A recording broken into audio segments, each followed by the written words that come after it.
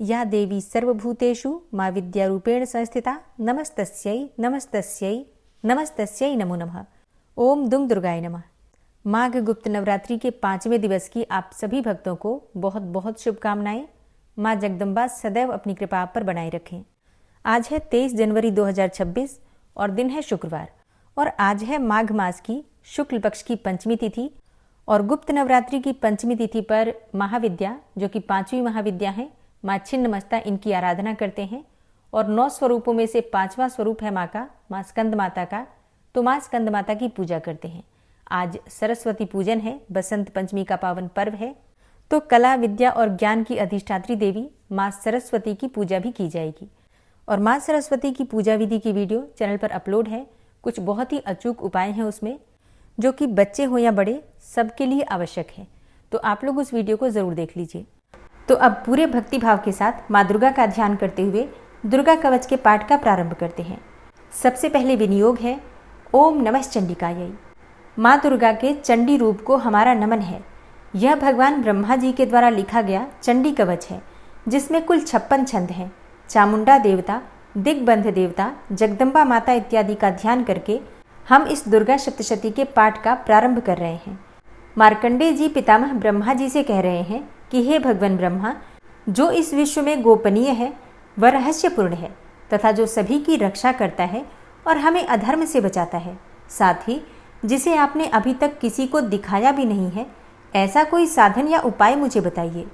मार्कंडेय जी के इस प्रश्न पर भगवान ब्रह्मा कहते हैं कि उस साधन का नाम तो देवी कवच ही है जो इस विश्व में अत्यधिक गोपनीय है। वह देवी कवच सभी का कल्याण करने वाला, पवित्रता और पुण्य देने वाला है। आपको इसी का ही जाप करना चाहिए, इससे ही आपका उद्धार होगा। माँ दुर्गा की 9 मूर्तियाँ हैं। माँ दुर्गा का प्रथम स्वरूप है माँ शैलपुत्री, दूसरा स्वरूप है माँ ब्रह्मचारिणी, माँ दुर्गा का तीसरा स्वरूप है माँ चंद्रघंटा और चौथा स्वरूप है माँ कुष्मांडा। उनका 5वां रूप स्कंद माता का है और छठा रूप माँ कात्यायनी है। 7वां स्वरूप है माँ कालरात्रि का और 8वां स्वरूप माँ महागौरी के नाम से प्रसिद्ध है। माँ दुर्गा का 9वां रूप है माँ सिद्धिदात्री। यही नव दुर्गा के रूप हैं जिसे भगवान ब्रह्मा के द्वारा वेदों के माध्यम से बताया गया है।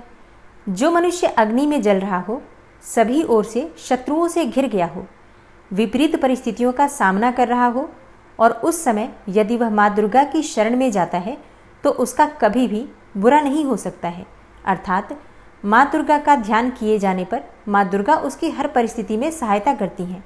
यदि युद्ध का समय हो और मनुष्य संकटों में घिरा हुआ हो तो भी माँ दुर्गा के प्रभाव से उसका कुछ भी बुरा नहीं होता है। माँ दुर्गा उसके दुख, पीड़ा, भय इत्यादि का नाश कर देती हैं। जो भी भक्तगण माँ दुर्गा की भक्ति करता है, माँ दुर्गा अवश्य ही उन्हें अभय दान देती हैं। जो कोई भी देवी दुर्गा का ध्यान करता है, माँ दुर्गा उसकी हर प्रकार से रक्षा करती हैं और इस बात में कोई भी संशय नहीं है। चामुंडा माता का वाहन प्रेत है और वे उस पर सवारी करती हैं। वाराही माता का वाहन भैंसा है। ऐन्द्री माता का वाहन हाथी है, तो वही वैष्णवी माता का वाहन गरुण है। भगवान शिव की पत्नी व सभी की ईश्वरी माँ पार्वती का वाहन वृषभ है। कुमारी माता का वाहन मोर है। लक्ष्मी माता कमल के आसन पर विराजमान है और उन्होंने अपने हाथों में भी कमल लिया हुआ है। वे भगवान विष्णु को अत्यधिक प्रिय हैं। वृषभ पर बैठी हुई माँ पार्वती का रंग सफ़ेद है। भगवान ब्रह्मा की पत्नी माँ ब्राह्मी या माँ सरस्वती हंस पर बैठी हुई हैं और सभी प्रकार के आभूषण पहने हुए हैं। इस प्रकार से माता रानी अपने भिन्न भिन्न रूपों में सभी तरह के योग व शक्तियों को ली हुई हैं। उन्होंने कई प्रकार के आभूषण व रत्न पहने हुए हैं जो उनकी शोभा को बढ़ा रहे हैं। माँ दुर्गा का एक रूप अत्यधिक क्रोध में रथ पर बैठा हुआ दिखाई देता है जो दुष्टों का नाश करने के लिए है। वे अपने हाथ में शंख, सुदर्शन चक्र, गदा, हल, मूसल इत्यादि लिए हुए हैं। इसके अलावा उन्होंने अपने हाथों में खेटक, तोमर, परशु, पाश, त्रिशूल तथा उत्तम कोटि का धनुष भी लिया हुआ है। माँ दुर्गा दैत्यों, दुष्टों व राक्षसों का नाश कर देती हैं, भक्तों का कल्याण करती हैं तथा देवताओं का सदैव हित करती हैं। इसी उद्देश्य के तहत ही उन्होंने भिन्न भिन्न भांति के अस्त्र शस्त्र लिए हुए हैं। माँ दुर्गा के महारुद्र, प्रलयंकारी, पराक्रमी, महाशक्तिशाली, अत्यधिक उत्साही तथा भय का नाश कर देने वाले इस रूप को हम सभी नमस्कार करते हैं। माँ देवी के उस प्रलयंकारी रूप की ओर देखना भी बहुत मुश्किल है जो शत्रुओं का भय बढ़ाने का कार्य करता है। पूर्व दिशा में इंद्री देवी मेरी रक्षा कीजिए। आग्नेय दिशा में अग्नि देवी मेरी रक्षा कीजिए। दक्षिण दिशा में वाराही माता, नैऋत्य कोण में खड़ग धारिणी माँ, पश्चिम दिशा में वारुणी देवी और वायव्य कोण में मृगवाहिनी देवी मेरी रक्षा कीजिए। उत्तर दिशा में माँ कुमारी, ईशान कोण में शूलधारिणी, आकाश से अर्थात ऊपर से माँ ब्रह्माणी तथा नीचे अर्थात पाताल लोक से माँ वैष्णवी मेरी रक्षा कीजिए। राक्षसों के शवों को अपने वाहन के रूप में उपयोग में लाने वाली माँ चामुंडा देवी, आप दशों दिशाओं से मेरी रक्षा कीजिए। आगे से माँ जया तथा पीछे से माँ विजया आप मेरी रक्षा कीजिए। माँ अजिता मेरे वाम भाग में और दक्षिण दिशा में अपराजिता देवी मेरी रक्षा करें। मेरे शिखा की रक्षा उद्योतिनी देवी और माँ उमा मेरे सिर की रक्षा करें अर्थात उसमें वास करें। आप मेरे ललाट की मालाधारी के रूप में और भौहों का यशस्विनी के रूप में संरक्षण करें। भौहों के बीच में त्रिनेत्र के रूप में और नाक की यम घंटा के रूप में रक्षा करें। दोनों आँखों के बीच में शंख माता के रूप में और कानों की द्वारवासिनी के रूप में रक्षा करें। मेरे कपाल की कालिका के रूप में और कानों के मूल की शांकरी देवी रक्षा करें। नासिका की सुगंधा देवी और होंठ के ऊपरी भाग की चर्चिका देवी रक्षा करें। होंठ के निचले भाग की रक्षा अमृत कला देवी और जीभ की सरस्वती देवी रक्षा करें। मेरे दांतों की कुमारी देवी, कंठ की चंडिका देवी, घंटिका की चित्रघंटा देवी और तालु की महामाया देवी रक्षा करें। मेरी ठोड़ी की कामाक्षी देवी, वाणी की सर्वमंगला देवी, ग्रीवा की भद्रकाली तथा मेरुदंड की धनुर्धारी देवी रक्षा करें। बाहरी कंठ की नीलग्रीवा देवी, कंठ नलिका की नलकूबरी, कंधों की खड़गनी देवी और भुजाओं की वज्रधारिणी देवी रक्षा करें। दोनों हाथों की दंडिनी देवी, अंगुलियों की जगदम्बिका माता, नाखूनों की शूलेश्वरी देवी और पेट की कुलेश्वरी देवी रक्षा करें। स्तनों की महादेवी, मन की शोक विनाशिनी देवी, हृदय की ललिता देवी और उदर की शूलधारिणी देवी रक्षा करें। नाभि की कामिनी देवी, गुहा की गुहेश्वरी देवी, लिंग की पूतना व कामिका देवी तथा गुदा की महिषवासिनी देवी रक्षा करें। कटिभाग की भगवती देवी, घुटनों की विंध्यवासिनी देवी, जांघों की महाबला देवी रक्षा करें और सभी कामनाओं को पूरा करें। मेरी घुट्टियों की नारसिंही देवी, पैरों के आगे भाग की तेजसी देवी, पैरों की उंगलियों की श्री देवी और पैरों के तले की तलवासिनी देवी रक्षा करें।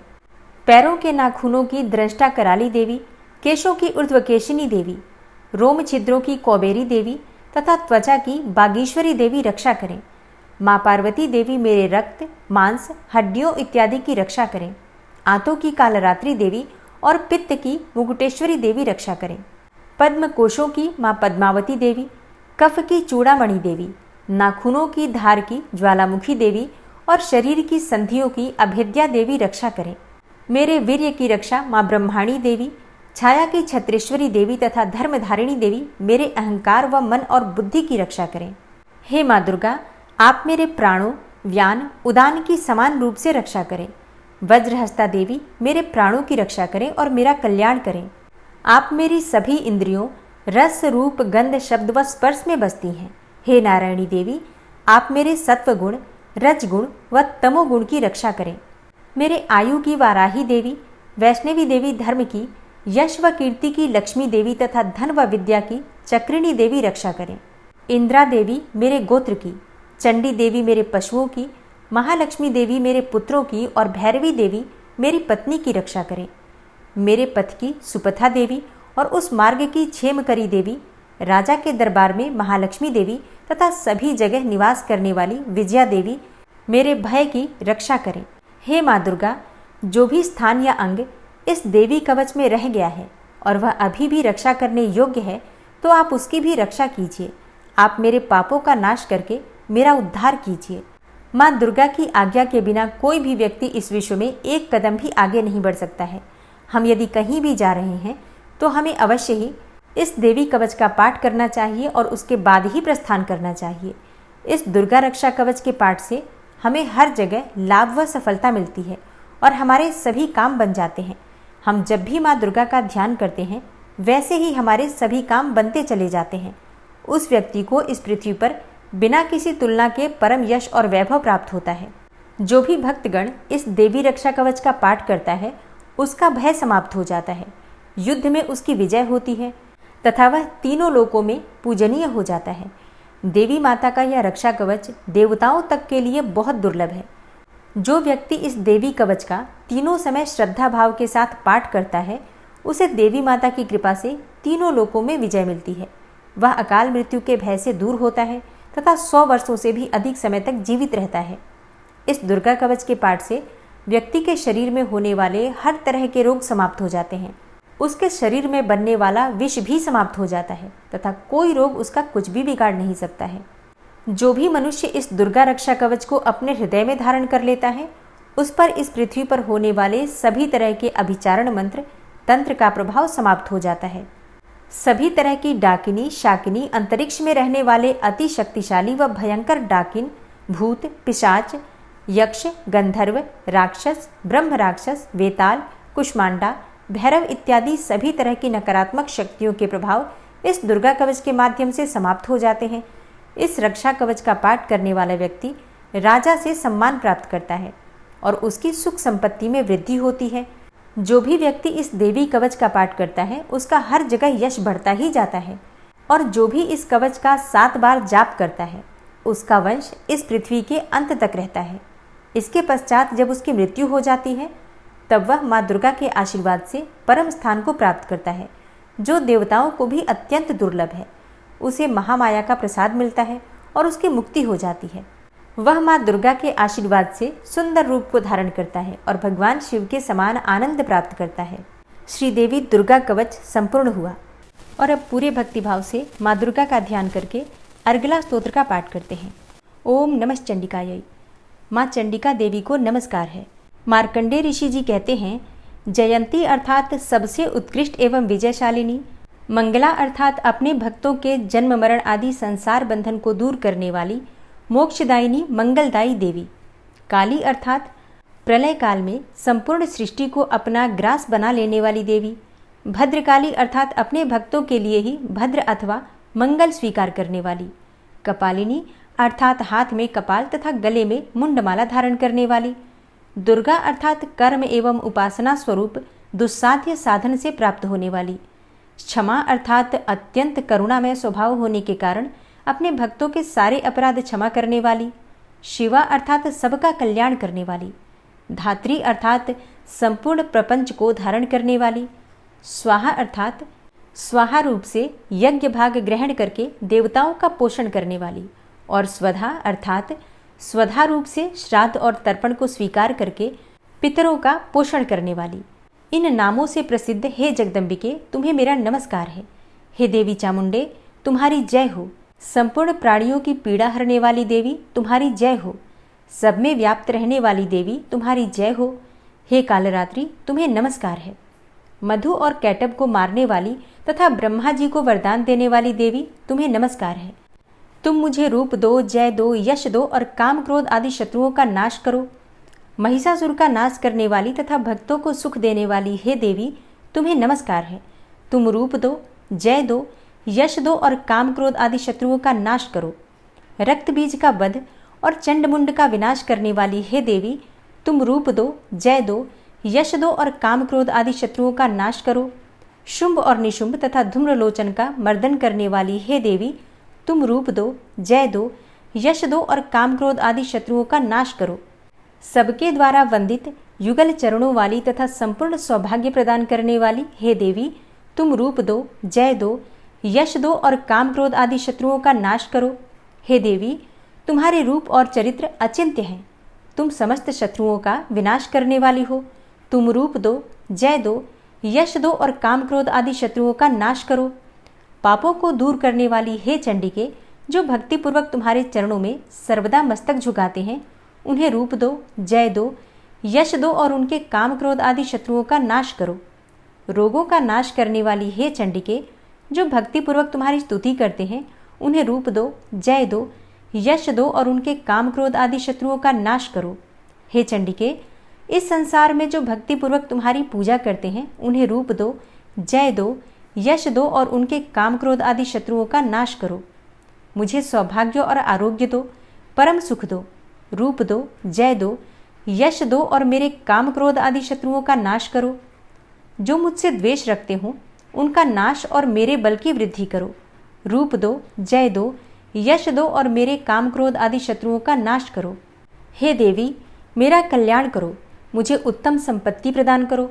रूप दो, जय दो, यश दो और मेरे काम क्रोध आदि शत्रुओं का नाश करो। हे अंबिके, देवता और असुर दोनों ही अपने माथे के मुकुट की मड़ियों को तुम्हारे चरणों पर घिसते रहते हैं। तुम रूप दो, जय दो, यश दो और काम क्रोध आदि शत्रुओं का नाश करो। तुम अपने भक्तजनों को विद्वान, यशस्वी और लक्ष्मीवान बनाओ तथा रूप दो, जय दो, यश दो और उनके काम क्रोध आदि शत्रुओं का नाश करो। प्रचंड दैत्यों के दर्प का दलन करने वाली हे चंडिके, मुझ शरणागत को रूप दो, जय दो, यश दो और मेरे काम क्रोध आदि शत्रुओं का नाश करो। चतुर्मुख ब्रह्मा जी के द्वारा प्रशंसित चार भुजाधारिणी हे परमेश्वरी, तुम रूप दो, जय दो, यश दो और काम क्रोध आदि शत्रुओं का नाश करो। हे देवी अंबिके, भगवान विष्णु नित्य निरंतर भक्ति पूर्वक तुम्हारी स्तुति करते रहते हैं। तुम रूप दो, जय दो, यश दो और काम क्रोध आदि शत्रुओं का नाश करो। हिमालय कन्या पार्वती के पति महादेव जी के द्वारा प्रशंसित होने वाली हे परमेश्वरी, तुम रूप दो, जय दो, यश दो और काम क्रोध आदि शत्रुओं का नाश करो। शचीपति इंद्र के द्वारा सद्भाव से पूजित होने वाली हे परमेश्वरी, तुम रूप दो, जय दो, यश दो और काम क्रोध आदि शत्रुओं का नाश करो। प्रचंड भुजदंडों वाले दैत्यों का घमंड चूर करने वाली हे देवी, तुम रूप दो, जय दो, यश दो और काम क्रोध आदि शत्रुओं का नाश करो। हे देवी अंबिके, तुम अपने भक्तजनों को सदा असीम आनंद प्रदान करती रहती हो।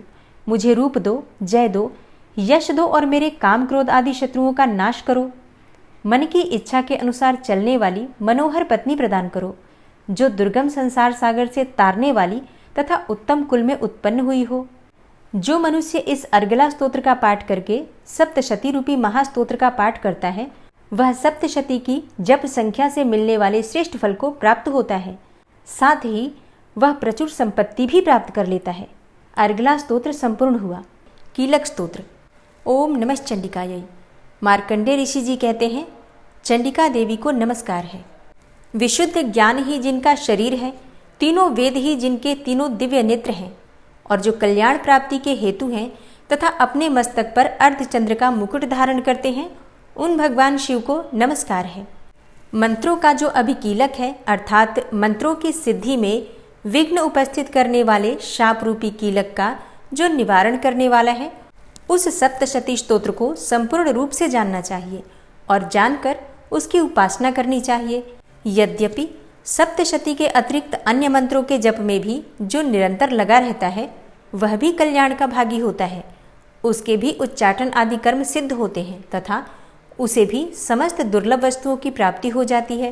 तथापि जो अन्य मंत्रों का जप न करके केवल इस सप्तशती नामक स्तोत्र से ही देवी की स्तुति करते हैं, उन्हें स्तुति मात्र से ही सच्चिदानंद स्वरूपिणी देवी सिद्ध हो जाती हैं। उन्हें अपने कार्य की सिद्धि के लिए मंत्र, औषधि तथा अन्य किसी साधन के उपयोग की आवश्यकता नहीं रहती। बिना जप के ही उनके उच्चाटन आदि समस्त अभिचारिक कर्म सिद्ध हो जाते हैं। इतना ही नहीं, उनकी संपूर्ण अभिष्ट वस्तुएं भी सिद्ध हो जाती हैं। लोगों के मन में यह शंका थी कि जब केवल सप्तशती की उपासना से अथवा सप्तशती को छोड़कर अन्य मंत्रों की उपासना से भी समान रूप से सब कार्य सिद्ध होते हैं, तब इनमें श्रेष्ठ कौन सा साधन है। लोगों की इस शंका को सामने रखकर भगवान शंकर ने अपने पास आए हुए जिज्ञासुओं को समझाया कि यह सप्तशती नामक संपूर्ण स्तोत्र ही सर्वश्रेष्ठ एवं कल्याणमय है। तदनंतर भगवती चंडिका के सप्तशती नामक स्तोत्र को महादेव जी ने गुप्त कर दिया। सप्तशती के पाठ से जो पुण्य प्राप्त होता है, उसकी कभी समाप्ति नहीं होती, परंतु अन्य मंत्रों के जप से उत्पन्न पुण्य की समाप्ति हो जाती है। अतः भगवान शिव ने अन्य मंत्रों की अपेक्षा जो सप्तशती की ही श्रेष्ठता का निर्णय किया, उसे यथार्थ ही जानना चाहिए। अन्य मंत्रों का जप करने वाला पुरुष भी यदि सप्तशती के स्तोत्र और जप का अनुष्ठान कर ले, तो वह भी पूर्ण रूप से ही कल्याण का भागी होता है। इसमें तनिक भी संदेह नहीं है। जो साधक कृष्ण पक्ष की चतुर्दशी अथवा अष्टमी को एकाग्रचित्त होकर भगवती की सेवा में अपना सर्वस्व समर्पित कर देता है और फिर उसे प्रसाद रूप से ग्रहण करता है, उसी पर भगवती प्रसन्न होती हैं। अन्यथा उनकी प्रसन्नता नहीं प्राप्त होती। इस प्रकार सिद्धि के प्रतिबंधक रूप कील के द्वारा महादेव जी ने इस स्तोत्र को कीलित कर रखा है। जो पूर्वोक्त रीति से निष्कीलन करके इस सप्तशती स्तोत्र का प्रतिदिन स्पष्ट उच्चारण पूर्वक पाठ करता है, वह मनुष्य सिद्ध हो जाता है, वही देवी का पार्षद होता है और वही गंधर्व भी होता है। सर्वत्र विचरते रहने पर भी इस संसार में उसे कहीं भी भय नहीं होता। वह अपमृत्यु के वश में नहीं पड़ता तथा देह त्यागने के बाद वह मोक्ष प्राप्त कर लेता है।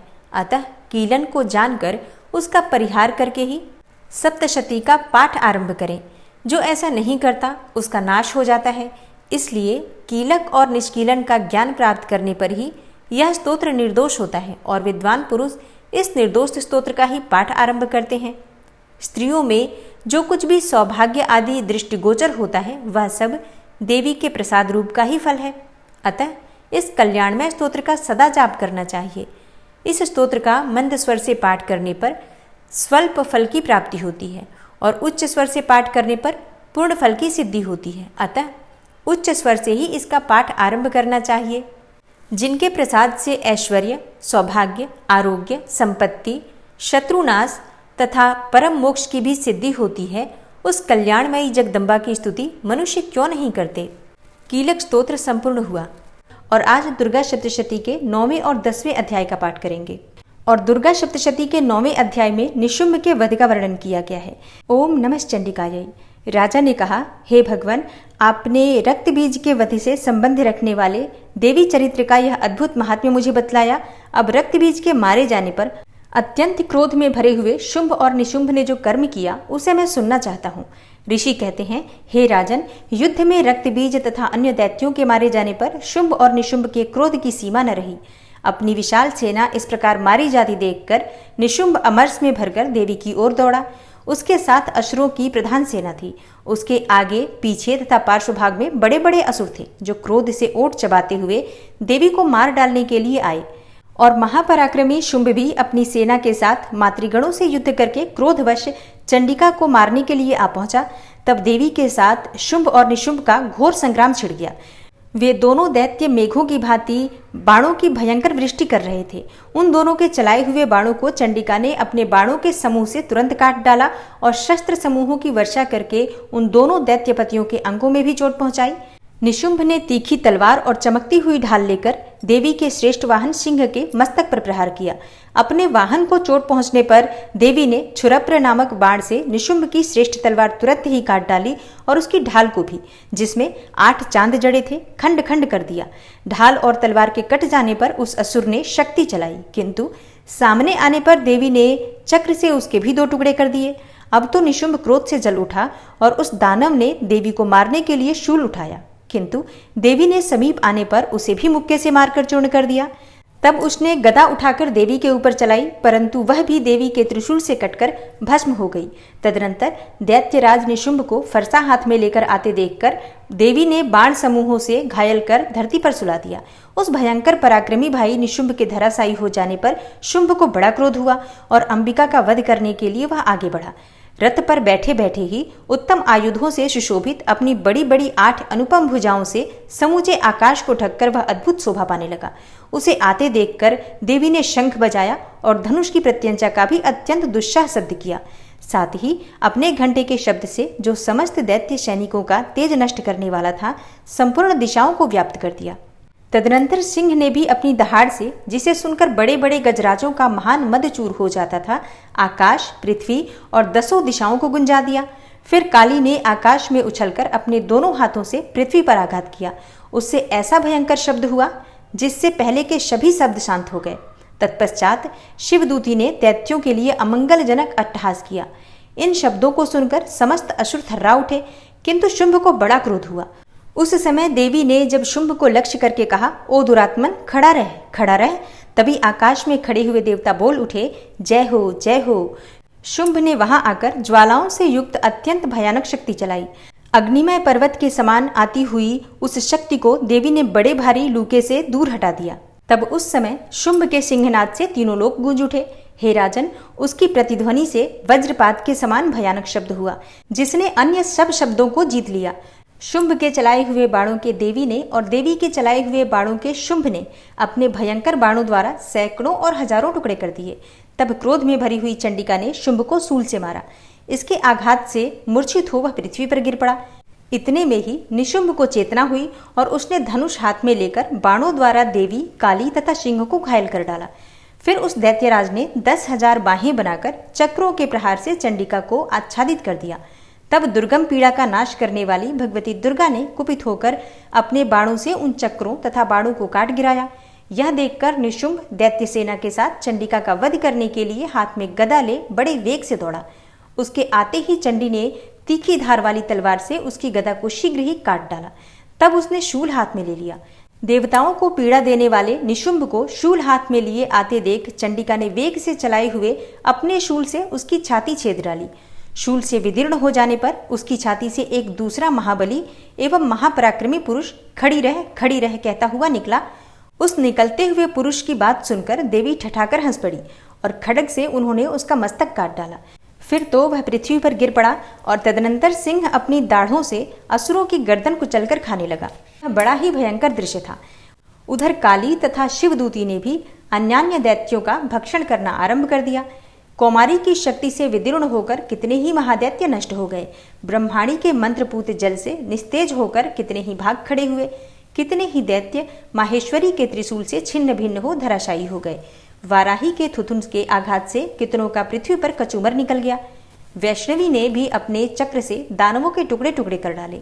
ऐन्द्री के हाथ से छूटे हुए वज्र से भी कितने ही प्राणों से हाथ धो बैठे। कुछ असुर नष्ट हो गए, कुछ उस महायुद्ध से भाग गए तथा कितने ही काली, शिवदूती तथा सिंह के ग्रास बन गए। ओम नमः चंडिकायै। इस प्रकार श्री मार्कंडेय पुराण में सावर्णिक मनवंतर की कथा के अंतर्गत देवी महात्म्य में निशुंभ वध नामक 9वां अध्याय पूरा हुआ।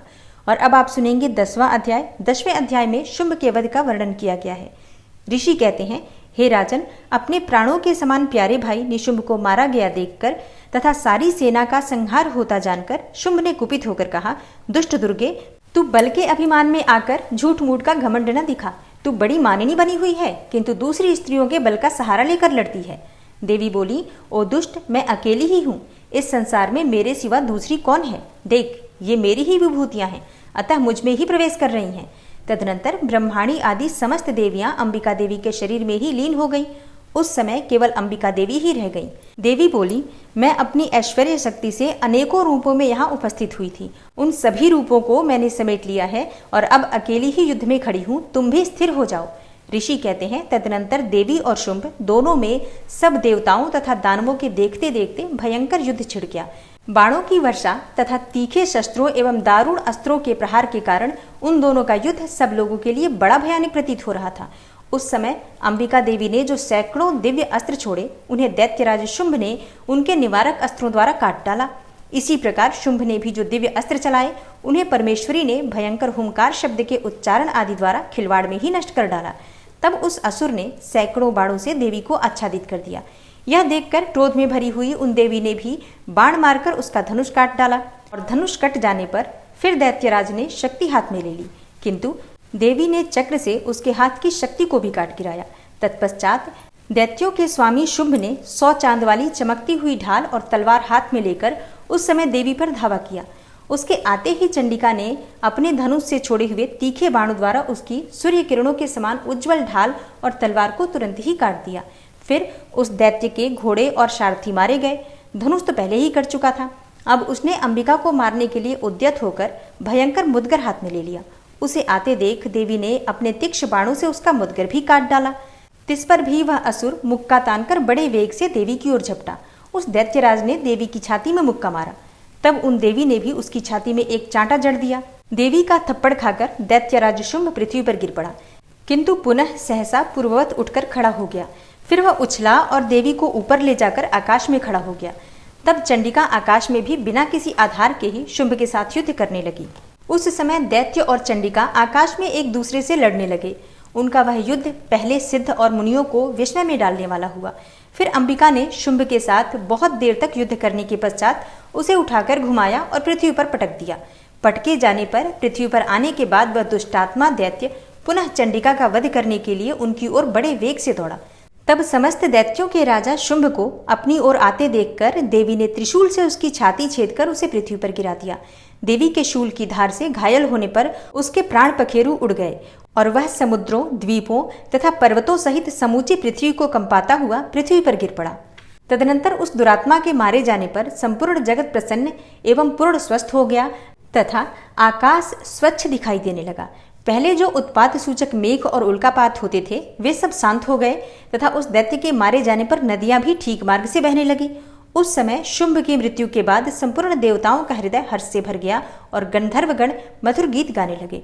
दूसरे गंधर्व बाजे बजाने लगे और अप्सराएं नाचने लगी। पवित्र वायु बहने लगी, सूर्य की प्रभा उत्तम हो गई, अग्निशाला की बुझी हुई आग अपने आप प्रज्वलित हो उठी तथा संपूर्ण दिशाओं के भयंकर शब्द शांत हो गए। ओम नमः चंडिकायै। इस प्रकार श्री मार्कंडेय पुराण में सावर्णिक मनवंतर की कथा के अंतर्गत देवी महात्म्य में शुंभवध नामक 10वां अध्याय पूरा हुआ। कल की कथा में आप सुनेंगे दुर्गा सप्तशती का 11वां अध्याय। और अब आप सुनेंगे माँ दुर्गा की आरती।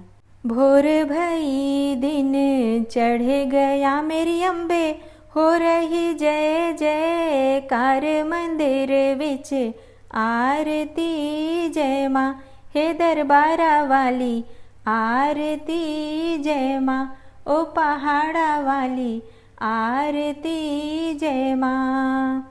काहे दी मैया तेरी आरती बनावा, काहे दी मैया तेरी आरती बनावा, काहे दी पावा विच बाती मंदिर विच आरती जय माँ, सुहे चोलिया वाली आरती जय माँ, हे पहाड़ा वाली आरती जय माँ।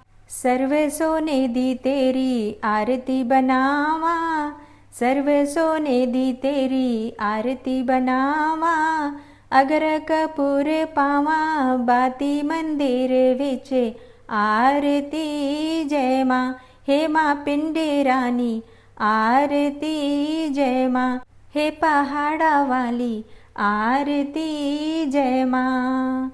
भोर भई दिन चढ़ गया मेरी अम्बे, हो रही जय जयकार मंदिर विच आरती जय माँ, हे दरबारा वाली आरती जय माँ, हे पहाड़ा वाली आरती जय माँ। कौन सुहागन दीवा बालिया मेरी मैया, कौन सुहागन दीवा बालिया मेरी मैया, कौन जागेगा सारी रात मंदिर विच आरती जय माँ, सचिया जोता वाली आरती जय माँ, हे पहाड़ा वाली आरती जय माँ। सर्व सुहागन दीवा बालिया मेरी अम्बे, सर्व सुहागन दीवा बालिया मेरी अम्बे, जोते जागेगी सारी रात मंदिर विच आरती जय माँ, हे माँ त्रिकुटा रानी आरती जय माँ, हे पहाड़ा वाली आरती जय माँ। भोर भई दिन चढ़ गया मेरी अम्बे, भोर भई दिन चढ़ गया मेरी अम्बे, हो रही जय जयकार मंदिर विच आरती जय माँ, हे दरबारा वाली आरती जय माँ, हे पहाड़ा वाली आरती जय माँ।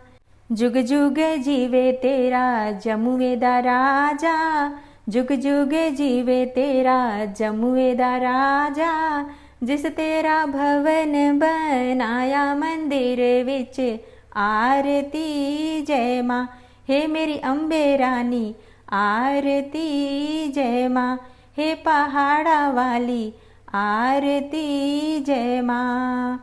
सिमर चरण तेरा ध्यानु यश गावे, सिमर चरण तेरा ध्यानु यश गावे, जो ध्यावे सो यो फल पावे, रख बाणे दी लाज मंदिर विच आरती जय माँ, सोनिया मंदिरा वाली आरती जय माँ, हे पहाड़ा वाली आरती जय माँ। भोर भई दिन चढ़ गया मेरी अम्बे, भोर भई दिन चढ़ गया मेरी अम्बे। हो रही जय जयकार मंदिर विच आरती जय माँ। हे दरबारा वाली आरती जय माँ, ओ पहाड़ा वाली आरती जय माँ। बोल साचे दरबार की जय, सच्चियां जोता वाली माता तेरी सदा ही जय।